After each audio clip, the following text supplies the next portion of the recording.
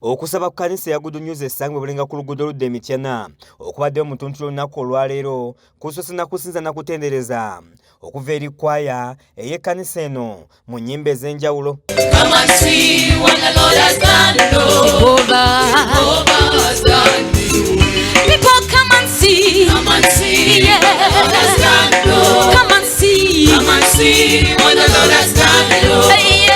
Wano oluvannyuma Omusumba Mwesige akulembeddemu okusaba nga yeesigamye ku kitabo kya Isaaya essula 55 olunya olusooka nga bw'atyo ategeezezza nti bangi beetaaga amakungula omwaka guno naye nga tebamanyi butya bwe bagenda tuukiriza kino. I know we all need a harvest. Manyi ffenna twetaaga amakungula. And we are wondering how that is going to happen. Era twebuuza kigenda kubeerawo kitya. The Lord is telling us to come. Mukama atugamba tujje. Even if we don't have the money. Newankubadde nga toyina ssente. Even if we don't have the resources. Newankubadde nga toyina bigula. He is faithful. Ye mwesigwa. We are people of faith. Tuli bantu bakukkiriza. I love declaring this every now and then. Njagala nnyo okuddiŋŋana nga njatula kino. Because if we don't walk in faith, kubanga bwe tutatambulira mu kukkiriza, we expire. Olwo nno tuggwako. Today, if there is something that you need, olwaleero obawo ekintu kyonna kye weetaaga, if you're troubled in any way, bw'obanga otabuddwa mu ngeri yonna, he says come. Agamba jangu. Mu ngeri emu nga yeesigama ku kitabo kya Luka essula 10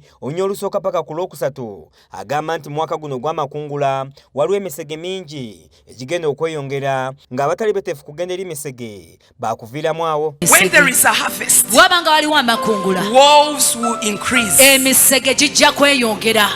Wolves will show up. Emisege gijja kweyoleka. Those that are not ready to go through, to go everywhere the wolves are going to remain with nothing. Abateeteeseteese okugenda eyo emisege gye giri ojja kusigala nga toyina ky'oyina.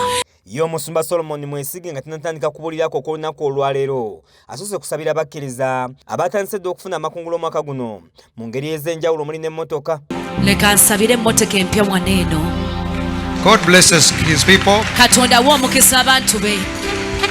Some people are already harvesting. Abantu abamu batandise dde okungula. You believe God for your car? Okkiriza Katonda olw'emmotoka. Can I hear an amen? Leka mpulire amiina. I want you to cause traffic jam in the roads of Kampala. Njagala muleete traffic jam mu nguudo za Kampala. I want you, when you hear the government saying that some roads are closed, you feel concerned because you have a car. Njagala bw'owulira gavumenti ng'egamba nti enguudo ezimu bazigaddewo nga kikwatako kubanga oyina emmotoka. Stretch forth your hand. Father, we command a blessing omukono gwo kitange ndagira omukisa to the car, eri emmotoka, the owner, nannyiniyo, wherever they will go, yonna gye banaalaga, whatever they will do with it, kyonna kye banaakola nayo, let there be a blessing, leka abeewo omukisa, safety and protection. obukuumi n'okukuumibwa. Let this be a sign of blessing, not leka kano kabeere akabonerako omukisa, not accidents, so si bubenje, mechanical breakdown, okufa kw'emmotoka and trouble. n'emitawaana. Let it be good leka bibeere as the bulungi family enjoys it. era famire ng'eginyumirwa. In Jesus' name I mu linnya lya pray. Yesu mwesalidde. Asinzidde wanaakutira abami okufaayo okulabira abakyala baabwe balekeraawo okubasulawo n'obutabafaako. There are so many men in this building, waliwo abasajja bangi mu kizimbe kino, even married men. abasajja n'abafumbo, They only talk to their wives in church to show that they are together. boogera ne bakyala mu kkanisa mwokka balage nti bali bonna, When they go home, naye obaddayo ewaka even on the road, ne ku luguudo kwennyini, the man goes alone omwami agenda yekka, and the woman is carrying babies. And omukyala ne everything. yeetikka abaana. That is not right. As a bannange ekyo Christian, kikituufu ng'omukristaayo. stop it. Kikomye. Stop it. Kikomye. Mu kusaba kwe kumu waliwo omwami atonedde mukyala w'emmotoka ng'Omusumba Mwesige yakulembeddemu okukwasa omukyala ekirabo kino. Munzikirize. Olugambo lunzita mpulira I'm lunzita. dying of this gossip. Ate mmwe ate lubatta nnyo It's kuba nze killing manyi me. ate mmwe temumanyi. And for you it's badly off because for me I know and you don't know. Ndeete Dete.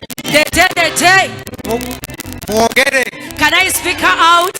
Allow me, Munzikirize. on behalf of the loving husband, Ku lw'omwami ono omwagalwa, to give this key mpa ekisumuluzo kino.